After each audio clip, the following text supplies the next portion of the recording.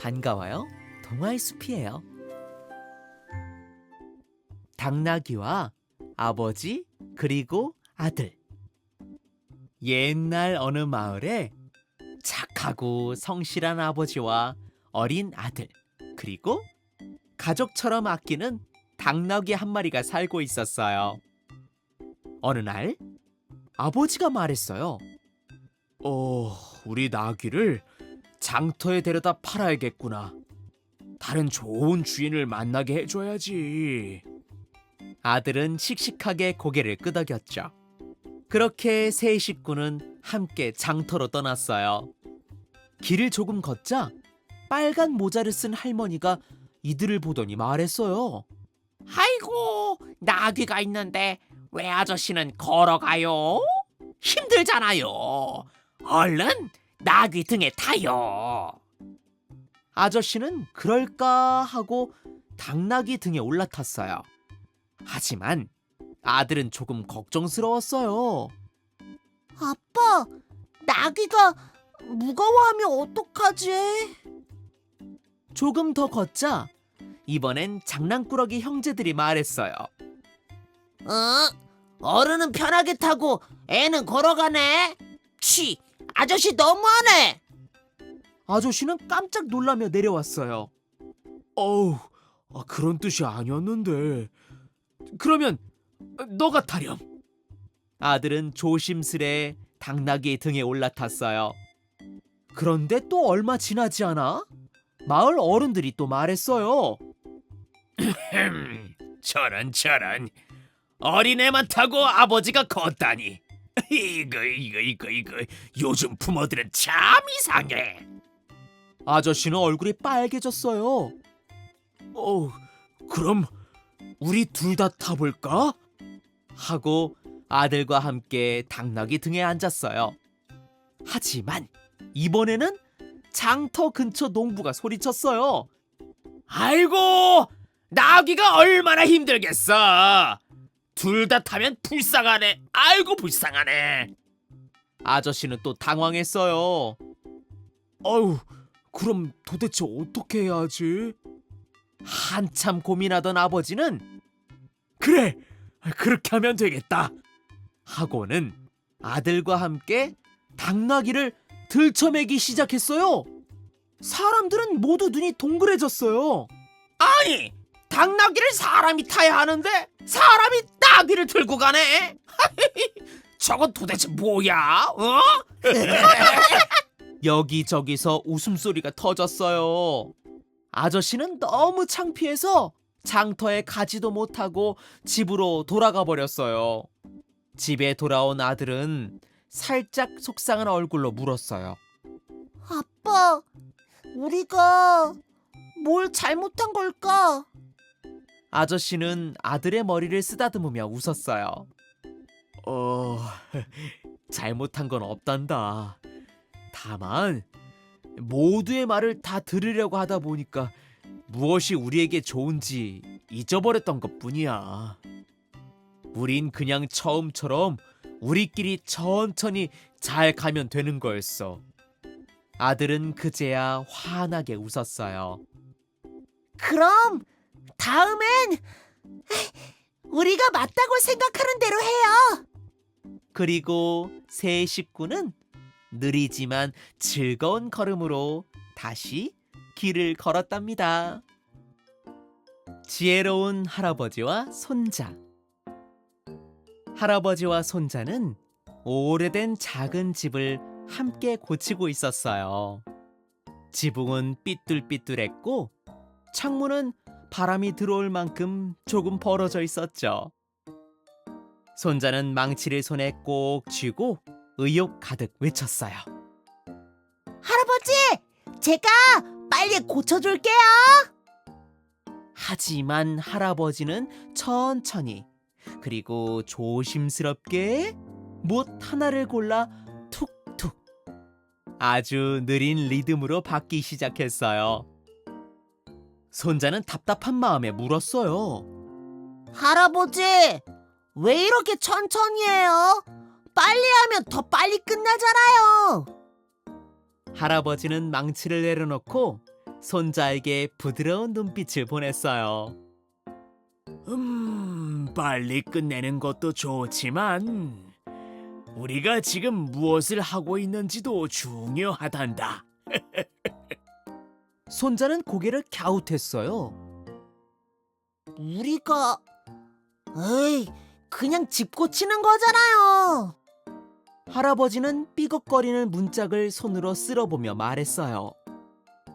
이 문을 고치는 동안 너랑 나랑 이야기할 수 있지. 너가 궁금한 것도 묻고 내가 옛날 이야기도 들려줄 수 있고 그런 시간이 나는 참 좋아. 손자는 한동안 말이 없었어요. 그러다 할아버지가 서툴게 못을 잡으려 하자 얼른 다가가 손을 잡아주었죠. 그럼 저는 할아버지 도와드릴래요. 둘은 나란히 앉아 문을 고쳤어요. 문은 여전히 조금 삐걱거렸지만 두 사람의 웃음소리는 집 가득 퍼졌어요. 잠시 쉬는 동안 할아버지는 다과를 꺼내며 말했어요. 집은 천천히 더 튼튼해지고 우리 마음도 천천히 더 가까워지는 거란다. 손자는 과자를 한 입 먹으며 작은 목소리로 말했어요. 그럼 저는 오늘 빨리 끝내지 않아도 돼요. 할아버지랑 더 오래 같이 있고 싶어요. 그 말을 들은 할아버지의 얼굴에는 따뜻한 미소가 번졌어요. 그날 손자는 깨달았어요. 집을 고치는 시간보다 더 소중한 건 바로 함께 있는 시간이라는 걸요. 그리고 오래된 집은 천천히 둘의 웃음과 이야기를 잔뜩 품은 채 새로운 집으로 변해가고 있었어요. 행복한 구두장이. 작은 마을에 요셉이라는 구두장이가 살았어요. 요셉은 하루 종일 구두를 고치며 일했지만 그의 집은 크지 않았고 가진 것도 많지 않았어요. 그런데도 요셉은 매일 아침 밝게 노래를 부르며 일을 시작했어요. 오늘도 멋진 하루가 될 거야. 요셉은 망치를 톡톡 두드리며 손님들의 구두를 정성껏 고쳤어요. 마을 사람들은 말했어요. 요셉은 가진 건 별로 없는데 왜 저렇게 행복해 보이지? 그러게요. 그러게요. 어느 날 마을에 사는 부자 상인이 요셉을 찾아왔어요. 상인은 요셉이 늘 웃으며 사는 모습이 신기했죠. 요셉, 너에게 궁금한 게 있다네. 나는 큰 집도 있고 돈도 많은데 아니 왜 너처럼 행복하지 않을까? 요셉은 고개를 갸웃하며 말했어요. 글쎄요. 저는 그냥 사람들이 편하게 신을 신발을 고쳐주는 게 좋아요. 그리고 오늘 할 일을 해냈다는 게 기쁘고요. 상인은 잠시 생각하더니 요셉에게 무언가를 내밀었어요. 이건 너에게 주는 선물이네. 돈이 많으면 더 행복해지지 않겠나 싶어서 말이지. 요셉은 조용히 봉투를 받아들었어요.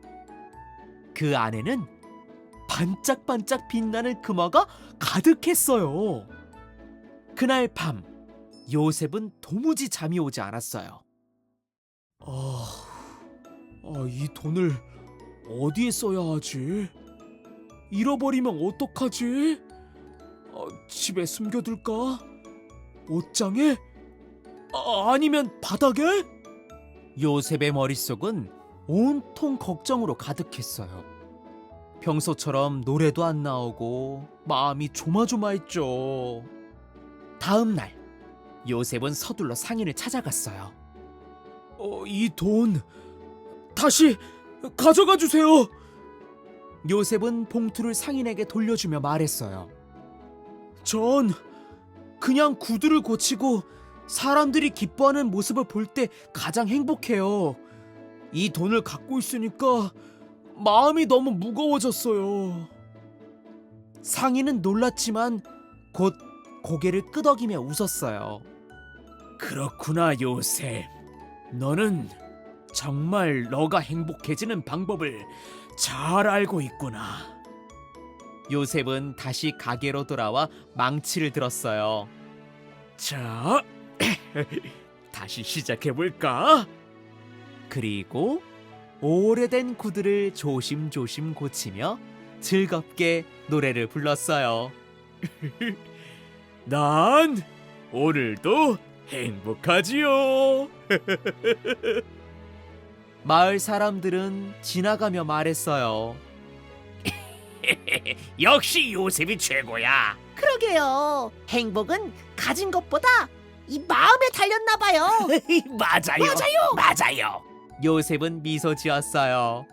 그의 마음은 다시 따뜻하고 가벼워졌고 작은 구두 가게 안은 행복한 노랫소리가 가득 울려 퍼졌답니다. 욕심쟁이 농부.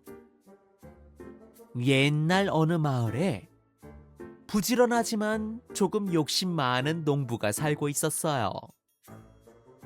어느 따뜻한 봄날, 농부는 밭을 갈다가 무언가 딱딱한 것에 쿵 하고 쟁기가 걸리는 걸 느꼈어요.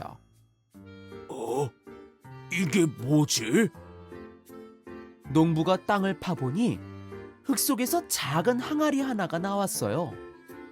뚜껑을 열자 그 안에는 금화가 가득 들어 있었죠. 농부는 두 눈이 휘둥그레졌어요. 우와, 이 금하면 우리 가족은 몇 년은 걱정 없이 살겠는걸. 처음엔 기뻤어요. 정말 오래간만에 느끼는 큰 기쁨이었죠. 하지만 농부는 금화를 바라보며 천천히 혼잣말을 하기 시작했어요. 이렇게 작은 항아리에 금화가 들어있었다면 혹시 근처에 더 큰 보물이 있지 않을까? 농부는 항아리를 옆에 내려두고 그 주변을 깊게 파기 시작했어요. 여기 아닌가? 저쪽일지도 몰라. 해가 중천에 떠오를 때까지 농부는 밭을 이리저리 파헤쳤어요. 작물들이 자라던 고랑도 무너지고 흙은 사방으로 튀었고 밭은 점점 엉망이 되었지요. 그런데 갑자기 쿵! 농부가 실수로 항아리를 발로 차버렸어요. 항아리는 돌에 부딪혀 와장창 깨져버렸고 안에 있던 금화들은 흙 속 곳곳으로 흩어져 버렸어요. 농부는 허둥지둥 주워보려 했지만 금화는 이미 흙과 섞여 어떤 게 금화인지 어떤 게 흙인지 구별할 수 없었어요. 아이고, 이럴 수가. 처음엔 충분히 행복했는데. 농부는 엉망이 된 밭 한가운데 앉아 조용히 고개를 숙였어요. 그날 농부는 깨달았어요. 더 가지려고 욕심을 부리면 이미 갖고 있던 소중한 것까지 잃어버릴 수 있다는 걸요. 값비싼 약의 비밀. 옛날 어느 마을에 유명한 약초 상인이 있었어요. 사람들은 그의 약이면 어떤 병도 낫는다고 믿고 있었죠. 어느 날 상인은 아주 특별한 약이라고 하며 작은 병 하나를 시장에 가져왔어요. 단 한 방울이면 큰 병도 낫습니다. 값은 금 한 주머니. 사람들은 놀랐어요. 아유, 너무 비싸요. 그렇게 비싸다고? 아이고, 그러게요. 하지만 상인은 자신만만했어요. 이건 마법 같은 약이요. 그러던 중 진짜 병을 고치고 싶어하는 소박한 농부가 상인에게 다가왔어요. 아이고, 제 아내가 아파서요. 정말 이 약이 도움이 될까요? 상인은 과장된 목소리로 답했어요. 물론이죠. 단 한 방울이면 됩니다. 농부는 가진 돈을 모두 모아 비싼 약을 샀어요. 하지만 돌아가는 길에 병을 흔들다가 병을 떨어뜨리고 말았어요. 땅에 떨어진 병은 깨졌고 안에서 맑은 물 한 방울만 흘러나왔어요. 농부는 충격을 받았어요. 아이고, 이게 그냥 물이라고? 마침 근처에 있던 현자가 그 모습을 보았어요.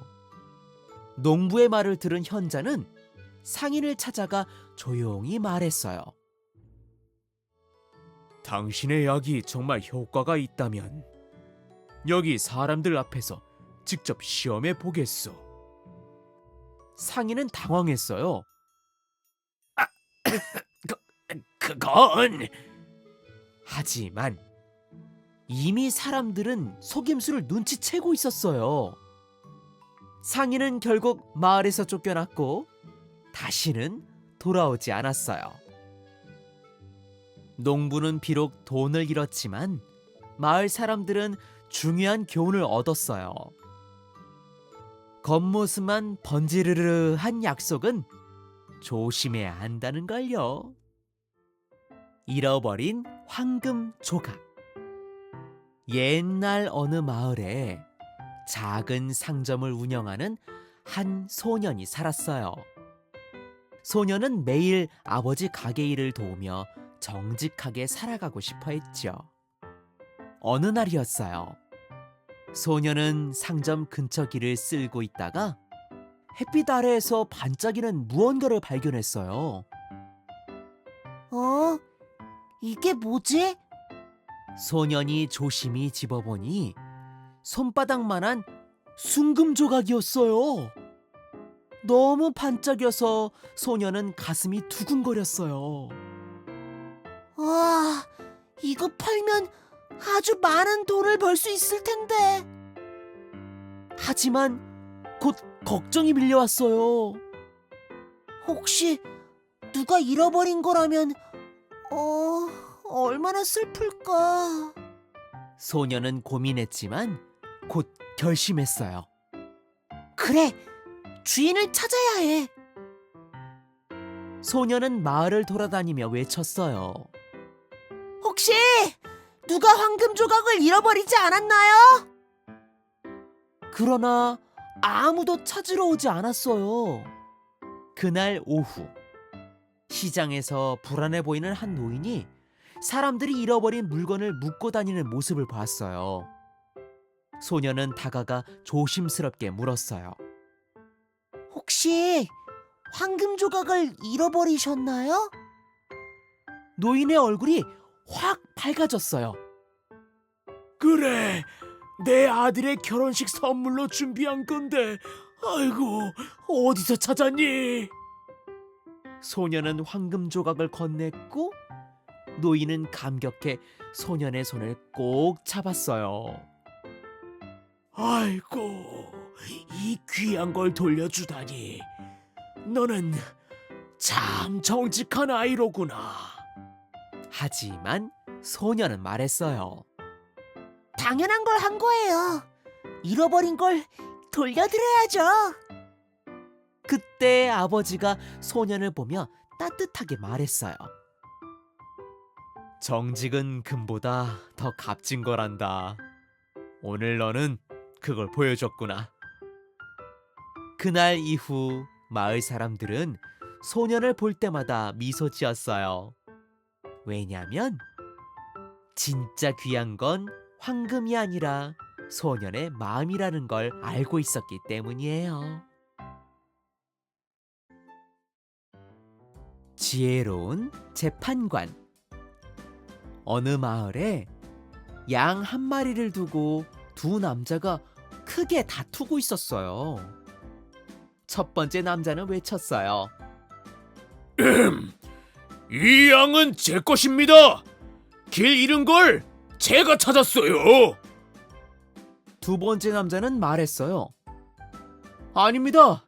원래 제 양이에요. 마을 사람들은 누구 말이 맞는지 몰랐어요. 그래서 유명한 재판관에게 데려갔죠. 재판관은 양을 조용히 살펴보더니 두 남자에게 말했어요.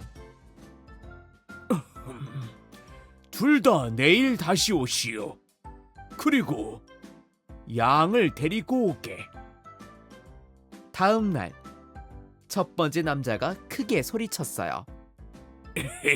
양아, 이리 와. 하지만 양은 꿈쩍도 하지 않았어요. 두 번째 남자가 양아 이리온 하고 조용히 부르자 양은 꼬리를 흔들며 두 번째 남자에게 다가갔어요. 재판관은 미소 지었어요. 양이 선택했군요. 진짜 주인을 알고 있는 듯이요. 두 사람도 모두 고개를 끄덕였어요. 진실은 말이 아니라 행동 속에 있었다는 걸 모두 알게 되었죠. 왕의 세 가지 질문. 한 나라의 왕은 늘 고민을 했어요. 진짜 지혜로운 사람은 어떻게 행동할까? 그래서 왕은 나라의 모든 학자들을 불러 세 가지 질문을 던졌어요. 첫째, 세상에서 가장 중요한 시간은 언제인가? 둘째, 세상에서 가장 중요한 사람은 누구인가? 셋째, 가장 중요한 일은 무엇인가? 학자들은 멋진 말들을 내놓았지만 왕은 속이 시원하지 않았어요. 그래서 왕은 숲속에서 조용히 사는 지혜로운 노인을 찾아갔어요. 왕은 다시 질문했지만 노인은 아무 말도 하지 않고 정원에 난 잡초를 고르고 있었죠. 그러던 중 갑자기 상처 입은 한 군인이 노인의 정원으로 급히 뛰어들어왔어요. 왕과 노인은 즉시 그 병사를 돌보고 붕대도 감아주었죠. 시간이 지나 병사가 잠들자 노인은 부드럽게 말했어요.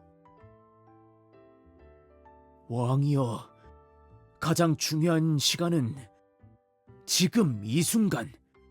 가장 중요한 사람은 지금 함께 있는 사람. 가장 중요한 일은 그 사람에게 친절하게 행동하는 것입니다. 왕은 그제야 미소 지었어요.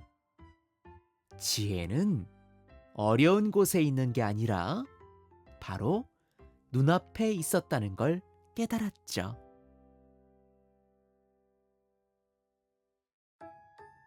현자의 반쪽 벽돌. 어느 마을에 아주 지혜로운 현자가 살고 있었어요. 사람들은 어려운 일이 생기면 늘 그에게 조언을 들으러 갔죠. 어느 날 현자가 벽돌 하나를 계속 든 채로 걸어 다니고 있었어요. 사람들은 고개를 갸웃했어요. 현자님, 왜 반쪽 벽돌을 들고 계세요? 그렇게 작은 게 무슨 도움이 되나요? 현자는 미소만 지으며 말했어요. 이 벽돌은 중요한 걸 잊지 않게 해주지요. 사람들은 더 궁금해졌지만 현자는 말이 없었어요. 며칠 동안 계속 반쪽 벽돌을 들고 다니자 아이들은 따라 웃었고 어른들은 속삭였어요. 현자님이 드디어 이상해진 게 아닐까? 그러던 어느 날 마을에서 문제가 생겼어요. 새로 지은 다리 아래가 조금씩 무너지고 있었던 거예요. 사람들은 다급히 현자를 찾아갔어요. 현자는 다리 밑을 보자마자 반쪽 벽돌을 들어 보이며 말했어요. 이 다리는 처음부터 벽돌이 정확히 들어맞지 않았어요. 작은 틈이 계속 커진 거지요. 사람들은 놀랐어요. 그럼 어떻게 고치면 되나요? 현자는 부드럽게 말했어요. 이 반쪽 벽돌은 내가 매일 보며 잊지 않으려 했던 거예요. 작아 보여도 빠진 조각 하나가 큰 문제를 만든다는 걸요. 사람들은 그제야 이해했어요. 그 반쪽 벽돌은 현자의 이상한 행동이 아니라 모두에게 보여주는 지혜의 상징이었어요. 그날 이후 마을 사람들은 작고 사소해 보이는 것도 꼭 챙기는 습관이 생겼답니다. 두 현자의 재판. 옛날 어느 마을에 아주 유명한 두 현자가 살고 있었어요. 둘 다 똑같이 현명했지만 사람들은 항상 이것이 궁금했어요. 바로 누가 더 지혜로울까? 그러던 어느 날 마을 사람들이 두 현자를 시험해 보기로 했어요. 한 아이가 작은 새 한 마리를 손에 꼭 쥐고 현자들에게 다가갔어요. 아이의 손은 꼭 쥐어 있어서 새가 살아있는지 죽어있는지 아무도 알 수 없었어요. 아이의 눈이 반짝였어요.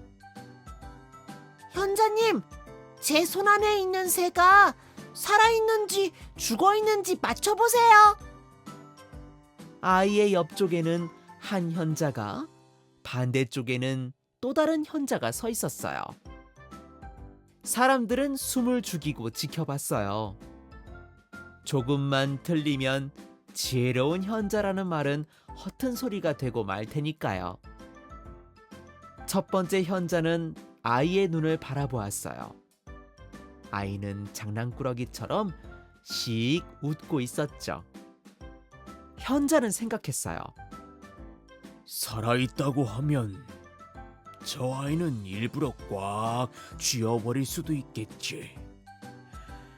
죽어있다고 하면 손을 펴서 살아있는 새를 보여줄 거야. 그러고는 조용히 말했어요. 그 새가 살았는지 죽었는지는 너의 손에 달려있단다. 아이의 눈이 크게 띄었어요. 주변 사람들도 모두 놀랐죠. 두 번째 현자도 아이 쪽으로 살며시 걸어왔어요. 그리고 아이에게 부드럽게 말했어요. 지혜는 남이 가진 걸 맞추는 게 아니란다. 너가 어떤 선택을 하느냐로 만들어지는 거지. 아이는 손을 천천히 펼쳤어요. 살아있는 새가 가볍게 날아올랐어요. 사람들은 두 현자의 지혜에 고개를 끄덕였어요. 그리고 아이도 깨달았어요. 세상에는 정답을 맞히는 것보다 내가 어떻게 행동하느냐가 더 중요한 순간이 있다는 걸 말이죠. 검은 돌과 흰 돌. 옛날 어느 마을에 욕심 많은 지주가 살고 있었어요. 지주는 한 가족에게 빚을 갚으라며 큰 소리를 쳤죠. 빚을 못 갚는다면 너희 가족 중 한 명을 데려가겠다.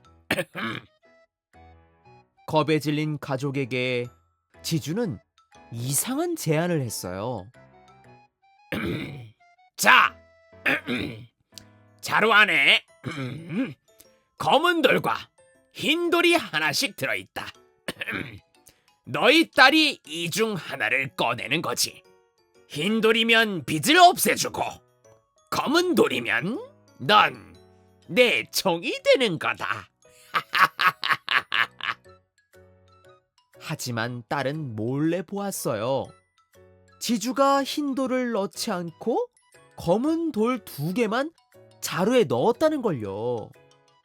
딸은 잠시 생각하더니 용기 있게 돌을 하나 꺼내고는 그 돌을 아무에게도 보여주지 않고 멀리 던져버렸어요.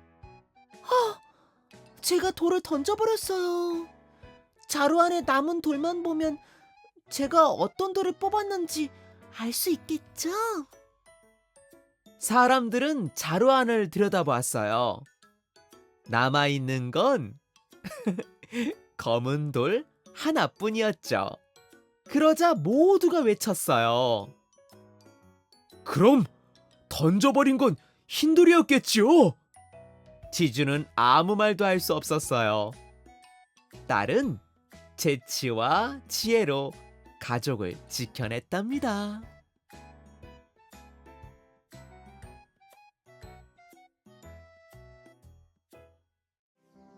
동화의 숲에서 또 만나요. 안녕.